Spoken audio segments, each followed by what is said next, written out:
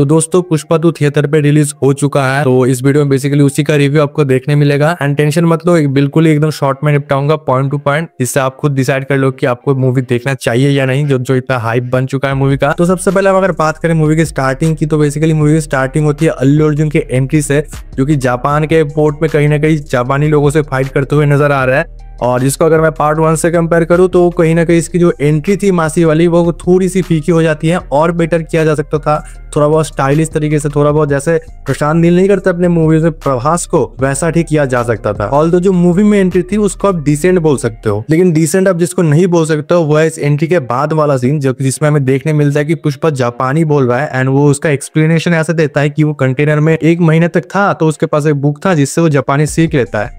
तो बेसिकली ये पॉसिबल ही नहीं है। पहली बात तो कंटेनर के अंदर लाइट कैसा है जिससे आप बुक रीडिंग करो, और 30 दिन में अगर बुक पढ़ के कोई जापानी सीख लेता तो हर कोई आज एनीमे को इंग्लिश में या फिर हिंदी में नहीं देख रहा होता। एंट्री के बाद मूवी एकदम प्रेजेंट टाइम में शिफ्ट होती है, जहाँ पे हमें थोड़ा बहुत टाइम जंप देखने मिलता है, जहाँ पे पुष्पा पार्ट 1 खत्म हुई थी उससे थोड़ा आगे। And speaking of which part 1, तो फहद फासिल ऑब्वियसली आएगा, एंड जिसके एंट्री से मैं थोड़ा डिसअपॉइंट हुआ हूँ, क्योंकि ट्रेलर में उन्होंने दिखाया है कि नहाते हुए एक पुराना क्लासिक गाने में एंट्री उनकी दी है, बट मूवी में ठीक इसका ऑपोजिट एकदम कुछ बैरोपी की तरफ था। एंड एक बार तो मैं उस एंट्री से कहीं ना कहीं कॉम्प्रोमाइज भी कर लेता अगर वो वाला पार्ट जो ट्रेलर में दिखाया है, वो गाना वाला जिसमें बोला कि नहाते हुए आ रहे, उसको मूवी दिखा देता है, वो मूवी से गायब पूरा का पूरा। अब आई डोंट नो कि ये मेकर्स ने क्यों किया है कि वो वाला पार्ट को हटाया क्यों है। शायद थर्ड पार्ट में दिखाएंगे, क्योंकि ओपन एंडिंग है मूवी का, तो बेसिकली उसको तो हमको आगे ही जाके पता चलेगा। बट यहाँ पे मैं जो फाफा की तारीफ करना चाहूंगा वो है एक्टिंग परफॉर्मेंस। ऑब्वियसली हमने आवेशम में भी उनका एक्टिंग परफॉर्मेंस देखा था, जो कि काबिले तारीफ था, बट इसमें मैंने नोटिस किया कि मेरे अलावा मेरे थिएटर में हर कोई पुष्पा के साइड था। एंड पुष्पा जब स्क्रीन पे आ रहे थे तो हर कोई चिल्ला रहा था, बट जब फाफा आ रहे थे वही सब लोग चुप हो रहे थे, सिर्फ मैं चिल्ला रहा था। वैसे अंदर से ही चिल्ला रहा था, वैसे जोर से अकेले चिल्लाना थोड़ा ऑकवर्ड नहीं हो जाता। इंट्रोवर्ट, आप मुझे इंट्रोवर्ट बोल सकते हो, लेकिन पुष्पा का जो दोस्त था ना वो काला कलूटा, उसको आप नहीं बोल सकते हो, क्योंकि उनका जो कैरेक्टर बढ़िया था ही, बट उसी के साथ साथ ही इस मूवी में उनकी डबिंग को चेंज करके किया है संकेत मात्रे ने। अगर आपको संकेत मात्रे को नहीं पता तो बेसिकली वो बेंटेन एंड डेडपूल के वॉइस के वजह से जाने जाता है। और जहां तक मूवी के ट्रेलर देख के मुझे लग रहा था, जो कि मैंने लास्ट ट्रेलर ब्रेकडाउन वाले वीडियो में बोला था कि ये जो पुष्पा मूवी है वो बियॉन्ड द स्टेट, मतलब नेशनल लेवल पे जाएगी, जो कि गया है। और जिसकी वजह से हमें मूवी में एक सीन देखने मिलता है जहाँ पे पुष्पा अपने स्टेट मिनिस्टर से मिलने जाता है, और अपने वाइफ यानी कि रश्मिका के कहने पे जब वो अपने स्टेट मिनिस्टर के साथ अपने फोटो लेने बोलता है ना, तो वो स्टेट मिनिस्टर मना कर देता है। एंड जिसकी वजह से पुष्पा क्या करता है, यानी गेस, वो स्टेट मिनिस्टर ही बदल देता है, क्योंकि वो मिनिस्टर उसके साथ फोटो नहीं लिया, तो पुष्पा पूरा का पूरा मिनिस्टर ही चेंज कर देता है। और हो तो ऐसा सच में भाई वो सीन बहुत ज्यादा पावरफुल था, जो कि इसका क्लाइमेक्स भी सेम था। तो बेसिकली जो इसका ट्रेलर आया था तो उसमें हमने पुष्पा को एज अ काली माँ के रूप में देखा था, जिससे हमको ये तो पता था कि उनका ये वाला अवतार आने वाला है, लेकिन हमको ये नहीं पता था कि वो 2 बार आएगा।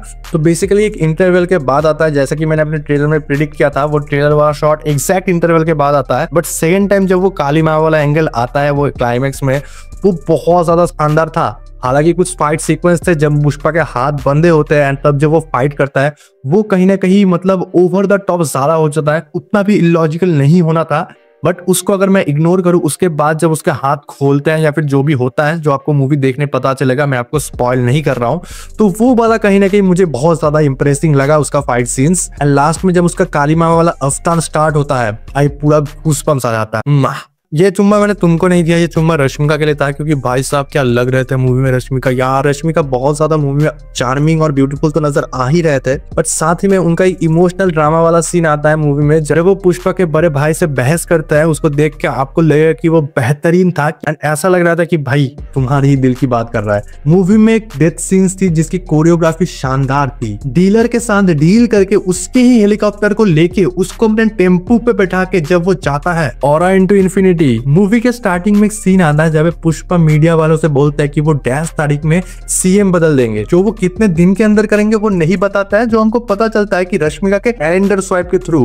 And that's a brilliant film work. And बाकी जाने से पहले मैं बस इतना ही कहना चाहूंगा, मूड दिया मैंने नहीं, पुष्पा ने फहद फासिल पे। इसको देखने के लिए आपको थिएटर में जाना पड़ेगा। और क्योंकि तुम जा ही रहे हो तो 2-3 बातें सुन के ही जाना कि बेसिकली इस मूवी में फहद फासिल के अलावा भी एक और विलेन होने वाला है, जो कि इन्होंने थर्ड पार्ट के लिए सेटअप कर रखा है। एंड इसी के साथ आपको ये भी कंफर्म हो गया होगा कि हाँ, इसका थर्ड पार्ट बन रहा है, ऑफिशियली मूवी के एंड में आता है, जो कि पुष्पा द रैम्पेज नाम पे होगा। एंड इस मूवी की स्टोरी बेसिकली चंदन लकड़ी के स्मगलिंग के ऊपर ही बोल सकते हो, जो कि लास्ट पार्ट में भी था। एंड जिस वजह से इसकी स्टोरी थोड़ी कहीं ना कहीं मार खा जाती है। हालांकि इसमें कई सारे अलग अलग एंगल है। इसके पॉलिटिक्स वाला जो एंगल था वो मुझे काफी ज्यादा बढ़िया लग रहा था, उसमें मैं ज्यादा इंटरेस्ट ले रहा था। एंड चंदन लकड़ी का जब टॉपिक आ रहा था उससे मेरा थोड़ा बहुत ध्यान हट रहा था, ऐसा मेरा जोन आउट हो रहा था, ऐसा वाला फीलिंग आ रहा था।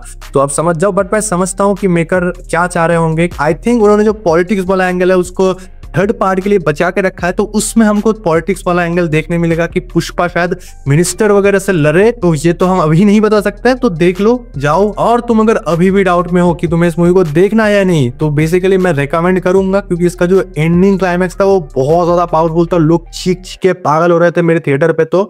और लास्ट अभी मत जाना वीडियो से, एक थोड़ी सी सेंसिटिव टॉपिक पर मुझे बात करनी है। तो इसकी क्लाइमैक्स जो थी ना, उसके बारे में मैं थोड़ा सा बता देता हूँ, स्पॉइल नहीं करूंगा। तो बेसिकली ये थोड़ा सा भाई बहन वाले एंगल को, कि बहन को छेड़ता है कोई गुंडा, भाई बचाने जा रहा है।